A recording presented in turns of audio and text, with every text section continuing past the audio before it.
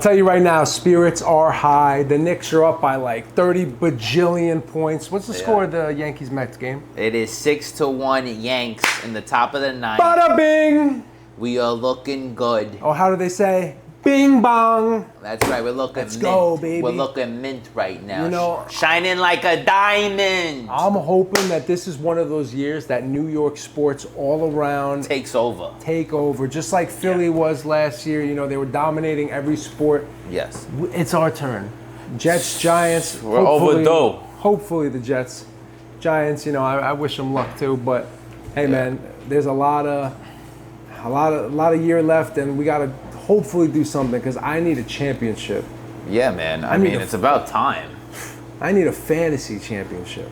Yeah, I can't say the same. I've got no room on the mantle. Yeah, and this ain't your year, let me tell you. But welcome to the show. Welcome to Fantasy Wise, guys, where we make smart moves so you don't have to. We are your hosts. I'm Mike Meals alongside Joey Puma, how you doing? Joey Puma. What's up, big guys? So today we're here to talk about rookies. So be sure, subscribe, like, and comment. Let us know if there's any rookies you want to, talk about. Anything that you want to share. But today is about rookies that turn me on.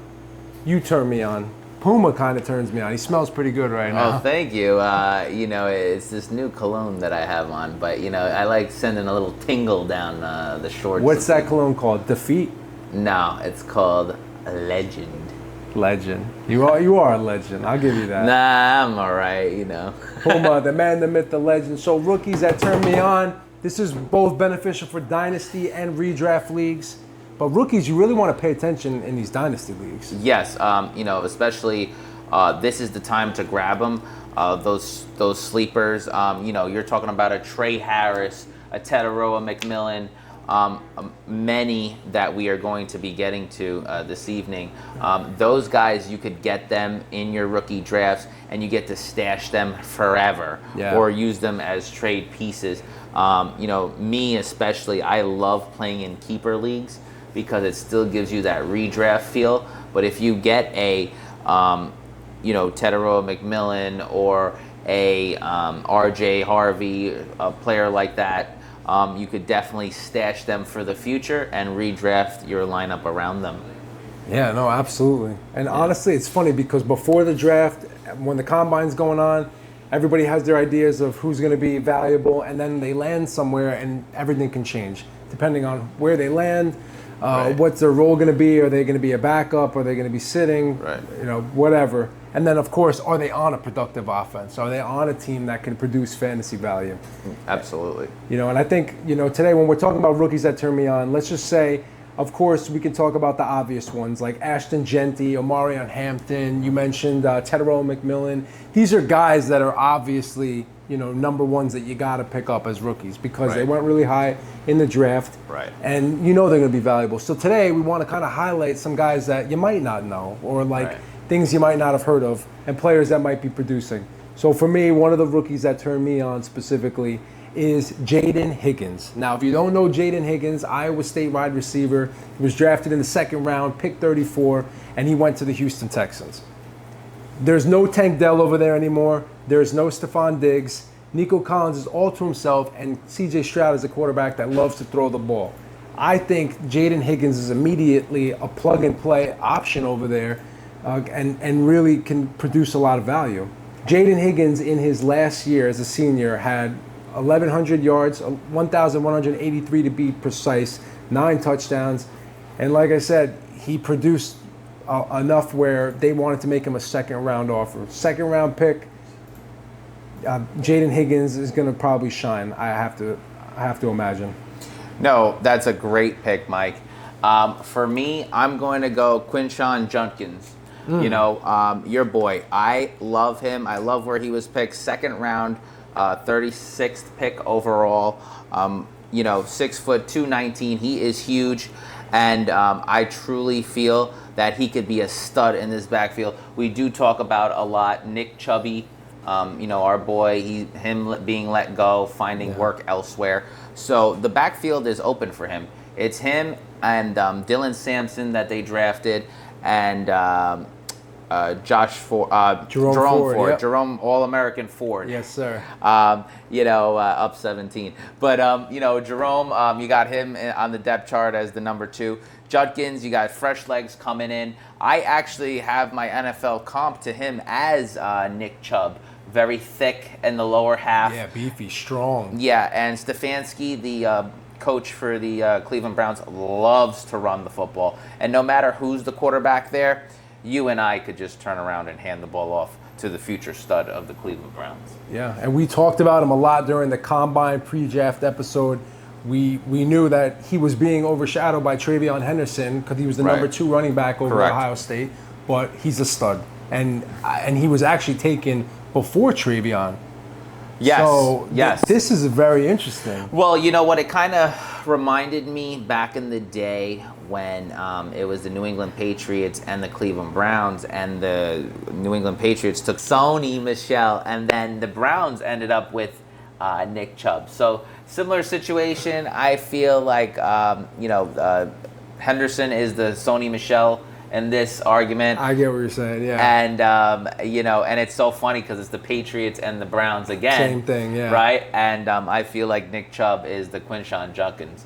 So with that, Quinshon Judkins is my not only sleeper, but somebody that you could look for in those rookie drafts to be a staple for your lineup going forward. Oh, absolutely. That's a great pick. And I love it.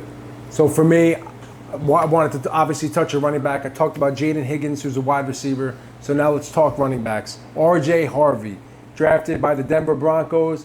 Round 2, another round 2 guy, pick 60. Again, these first and second round guys are nothing to sleep on. These are guys that are highly touted in the NFL, and people are giving them big offers because, first and second round picks. These aren't third day guys. Right.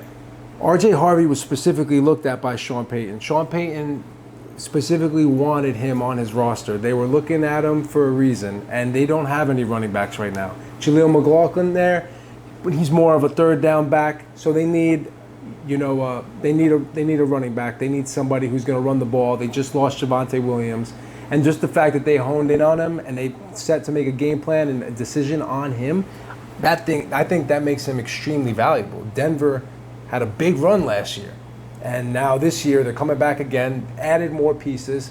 They added Evan Ingram, made some good draft picks. R.J. Harvey is one of them, and I think that he's going to see a lot of production and a lot of carries in this first year. I love that. You started out with a wide receiver, Mike, and you moved on to a running back. I started out with a running back. Now I'm going to move on to a wide receiver. My guy, Trey Harris, Superchargers, LA Superchargers. I love this kid. He reminds me of a young A.J. Brown. And not because they are coming out of the same school, Ole Miss. 6'3", big-bodied boy, 210. I mean, he could go up there and snatch it. And, I had mentioned Ladd McConkey in our last show. But every Batman needs a Robin. And I truly feel that Trey Harris maybe could be Batman number 2 instead of Robin. I think that he has the talent, and the Superchargers got a great pick in round 2, 55 overall. I mean, just being at Ole Miss, he destroyed the SEC, and with his size, like I said, and ability, they are starving for another wideout for targets. Yeah. And why not someone to pair up with Ladd McConkey, and he could learn from Mike Williams, another big-bodied receiver who's returning to LA with Justin Herbert. And it wasn't too long ago that they had their wide receiver over there now, Quentin Johnston, who really has not performed well at all. A lot of drops, notorious for it. He's had limited production ever since he entered the NFL, and the drops are the biggest thing. So yeah, you're right. They're looking for somebody to fill that role. Yeah, and don't sleep on him in terms of getting the yak. I mean, yards after the catch, 1,030. I mean, he averaged 17 per game. He is a beast, and he can run with the ball in space, of course. Watch out for Mr. Trey Harris. And a lot of people out there, in your rookie drafts, wide receivers after the second, third round are great to go with because they still hold value in their year 2, 3, seasons. sometimes the breakout for a wide receiver doesn't come till year 2 or year 3. You could just look at Devontae Smith. His first year was and then going into his second, third year, now Super Bowl year, he has taken off. There's many other instances. So wide receivers do hold their value, especially in rookie draft. Oh, of course. And honestly, I always look to grab at least one rookie running back and one rookie wide receiver. He's the kind of guy that you can get him late round. People are going to sleep on him, and those are the guys that are going to pop for you. Absolutely. So, obviously there's guys like this who we say are immediate plug-in plays, or guys that we know that can draft that are going to get some snap percentage playing time from day one. But now, what about guys that aren't? Some rookie future rookies, or we call them rookie futures, like who to hold on to for Dynasty, actual sleepers, players that aren't starting tomorrow. I'll tell you one, and I mentioned him also in the pre-draft episode, Bashaw Tutin. Bashaw Tutin, this guy, smaller running back, but he's fast. Ran the fastest 40 time, had the fastest split, pretty much dominated in the combine. Virginia Tech running back, 15 touchdowns last year. The guy is fast, lightning speed, and he got drafted to the Jacksonville Jaguars in the 4th round. We know they are not that big on Travis Etienne this year. This is his last year. They have Tank Bigsby already, but I could totally see him coming to this offense, making a splash or two, maybe getting more playing time because of his explosiveness. He's explosive, fast guy, new offense. Liam Cohen, likes to use everybody on that offense. Absolutely, like Tampa Bay. Yeah, remember how last year they were using Sean Tucker as like the third running back? Yeah, Sean Tucker. He'll pop off every once in a while. Right, you had Sean Tucker, Bucky Irving, boring, Rashad White. No, he does like to utilize the running backs and all his personnel. And like we said, and you had mentioned in a couple of shows back, Bashaw Tutin reminds us of a Devon Achane. Yeah. And he is a home run hitter, so watch out for that, and someone that could take over the backfield with ETN trending down. I always like to say, a new regime coming in, they like to draft their own personnel and have their own guys. The guys that are already there, if you're not a superstar and not solidified in your role, you probably will get moved rather sooner than later. Out with the old, in with the new. Yeah. Mike, my guy, my rookie, for me, Jalen Milroe. And I have loved this dude. Reminds me of 2020, Jalen Hurts. Jalen Hurts came in as a second round pick, and literally took over the show towards the end of the year. They had Carson Wentz going into that year. Like this, they have Scam Darnold, who took the bag, but let's see if he comes up. I think Milroe takes that job sooner rather than later. Let's say week 13, a little Thanksgiving dinner, and you got Jalen Milroe coming in. Jalen Hurts 2.0. You see how they have the same first name? Yeah. It's that Jalen effect. But no, this is the best runner with the ball in his hand. Think of Lamar Jackson on steroids. Just has the ball, he could go to the post. Well, they say he's the fastest quarterback since Lamar Jackson. Yeah, so definitely the comparison is there, but I think it's Lamar Jackson and Jalen Hurts had a baby. So it's the speed along with the tenacity and the physical traits, just like the lower half, thick, just like Jalen Hurts. He can knock some people over, move the chains. Yeah. The NFL is all about moving the chains, getting third downs. You got Cooper Cup of Coffee on your right. You got JSN. And if he has this running ability, especially with Ken Bone Walker in the backfield, Charbonnet, they could do some things. And I think it makes them more exciting. I know it's premature, and everybody's like, well, Puma, they gave the bag to Scam Darnold. Listen, like I always tell Mike, not for long. And honestly, NFL. It's funny. It reminds me of last year when Kirk Cousins went to Atlanta, and then they took Michael Penix anyway. Granted, they took him in the first round, and Kirk's a little older. But similar situation this year. Sam Darnold goes there, and they draft one anyway, a quarterback anyway. It's like they're saying, just in case he sucks. Like they know that the future might not be Sam Darnold, and they might be looking to go the other way. And like you said, they like to bring their own guys, draft their own players. Yep, absolutely, and mirror what they are about. So these are definitely some dynasty sleepers. You think like this is a guy that I should stash on my bench. Like if I have Jalen Milroe, don't dump him. Keep him on the bench, right? So my recommendation is if we're going dynasty-wise, yes, I draft them. Restart, I stay away. And keeper, I stay away. Here's why. You want to have a strategy in life and in fantasy. Let the other bozo draft him. And you know what's going to happen? They're going to release him. They're going to drop him, yeah. And then you go for the kill. Drop the mic. And that's something you always have to think about too. Like depending on if it's a redraft or not, that's a huge factor. Platform is everything and settings is everything. So if you know who you're playing with and how to play, that's all you need to know going into the draft and how you will be drafting for now or the future. Yeah, because if in Dynasty you have nobody special, this guy could be worth a stash. Like you said, maybe a Jalen Hurts, Lamar Jackson. Like what if he is one of the next top 3 QBs because of his rushing ability? I know people. And you got that just sitting on your bench. I know people had some questions about his accuracy and the thrower of the ball.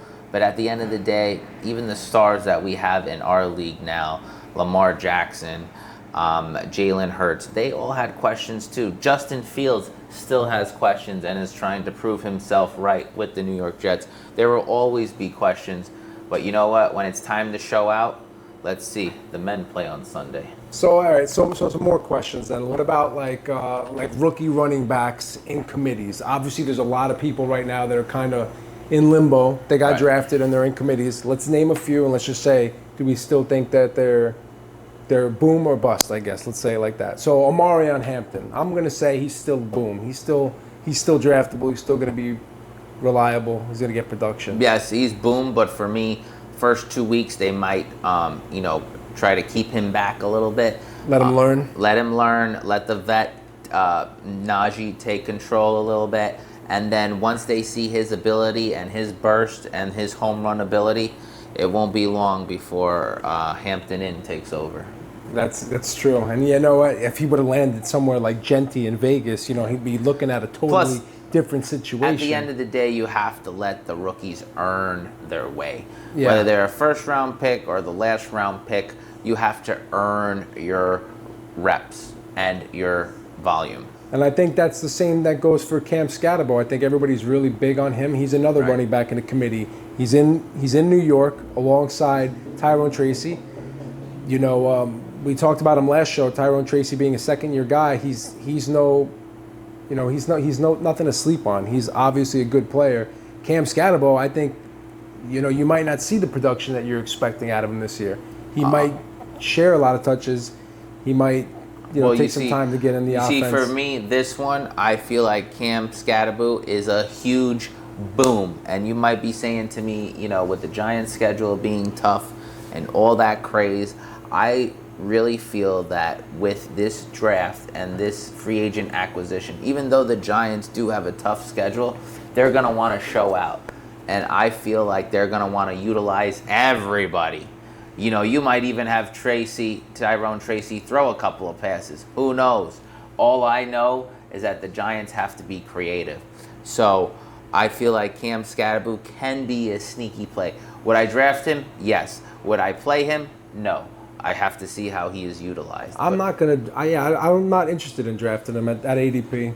Just because I don't know. Everybody looks at him like, oh, Cam Scatterbo is big. Listen, this ain't Arizona State, buddy. Mm-hmm. He's a lot smaller than you think. Stud. And he's not as He's a fast. Stud. He's a stud. You know what he reminds me of? Mike Allstott. He's a stud. Mike Allstott was about like 50 pounds more than him and like 5 inches. Dude, he's a midget. He can move the He's pile. Like Imran. That's if Imran you're watching running. right now, I'm telling you, it's Cam Scatterbo. I think people are a lot bigger on him because they're like you. They think he's some bruiser Mike Allstott. Have you seen the guy in pictures? And he's not that fast. So I'm curious to see. Believe me, but for you the know Giants, what? I hope he does. It's all good. about this. He's got heart. It's all about this. I just think people are, really big on him because of I'm huge on him. Because of a couple of his bowl games, and he's got that mean attitude. I'm getting your jersey, Cam. I'm getting your jersey. Don't sleep on my boy Tyrone Tracy. But you know what? It's an interesting take, and this is why me and Puma have to have these discussions because you got to hear both sides. Right. Is he valuable? Is he not? These are things to think about. But what about another guy like Travion Henderson? Travion Henderson, I feel like is on the low for me, just because even though he has the second day draft capital, Stevenson, you have to usually just go with the money. Right now, Stevenson is making the most money in that backfield, and if he does do a couple of boo-boos and a couple of fumbles, they will still stay with him. He is making the most money. But don't sleep on Travion Henderson. I would keep an eye out. Would I go draft him? Sure, no problem. End of the bench filler, you could always use more running backs. But in terms of, am I relying on him? No freaking way. Either an injury has to happen to Stevenson, or he has to be so bad that Vrabel just benches him or makes him second on the depth chart. Yeah, and I agree. I wouldn't call him exactly a bust per se, but that is Ramondre's backfield. They did give him the extension, and he hasn't been all that bad. So I think they're gonna give him they're gonna give him his fair share, of course, but he's probably not going to see enough production. Someone like Caleb Johnson, on the other hand, slam dunk. I think he could do really well. Slam dunk. I think he is the ultimate sleeper out of all these guys. Just because in a Mike Tomlin offense, whether they get Aaron Rodgers or not, they're going to want to lean on the run. I mean, if they do get Aaron Rodgers, he is another year older. They have a great stout defense. So I could see them play a little bit of ground and pound and have Rodgers make those timely throws.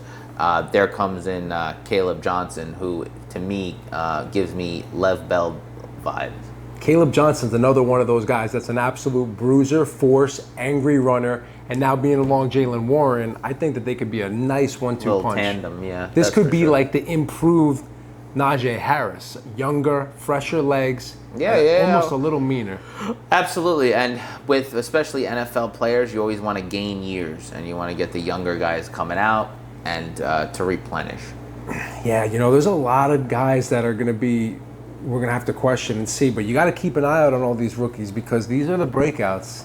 These are the guys that come out, and I mean, I guess the biggest question right now is about Ashton Genty's value. He was drafted in the first round in the NFL. Right. 6th pick.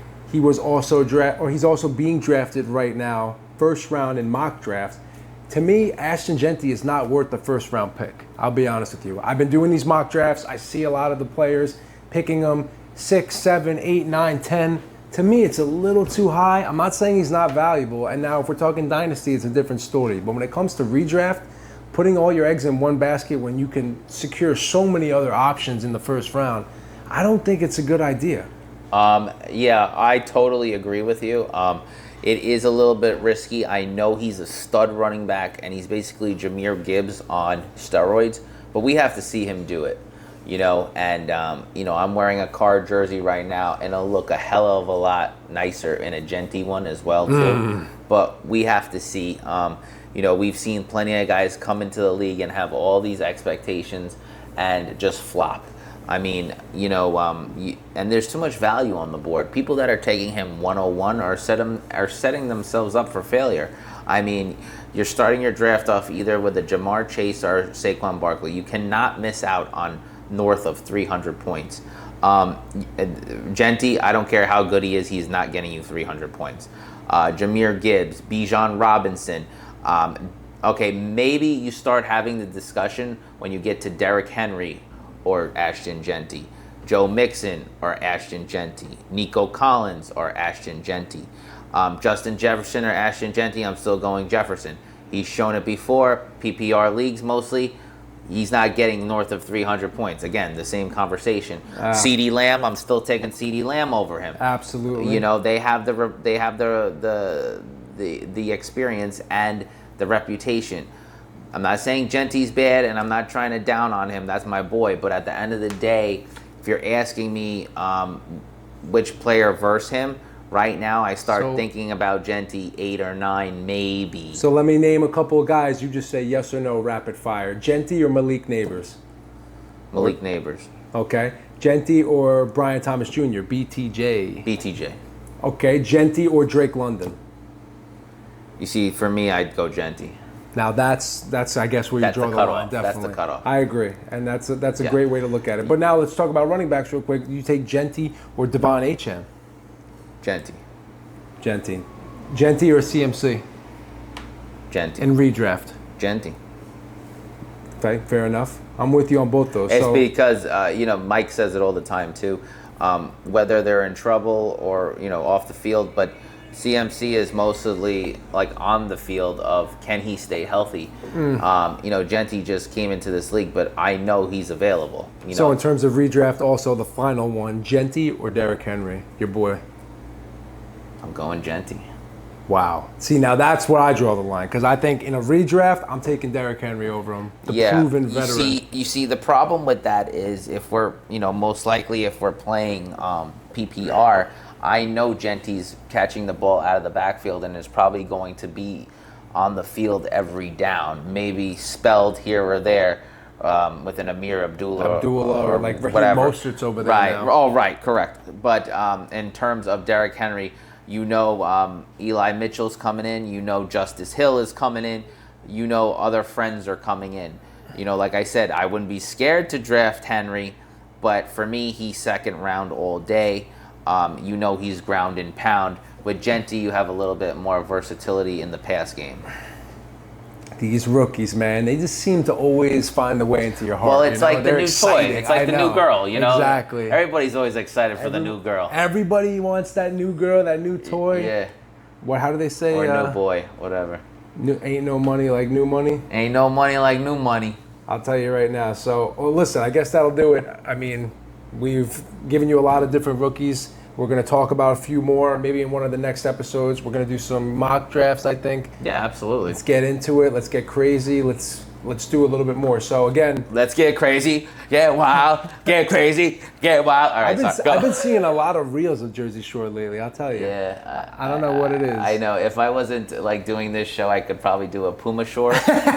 But, come on, look at this hair. It's like, I know, for real. And this tan. And I woke up like this. Oh, man, yeah, you always seem to get it going. So, anyway, again, we are the Fantasy Wise Guys. We're your hosts, Mike Meals. Joey Puma. Thanks again. Be sure to subscribe, like, and comment. Let us know what you think. Give us some feedback. I haven't seen much lately. I want to hear from you. So follow us on Instagram, Fantasy Wise Guys. You'll see a lot of stuff. Anyway, that'll do it. Master your game.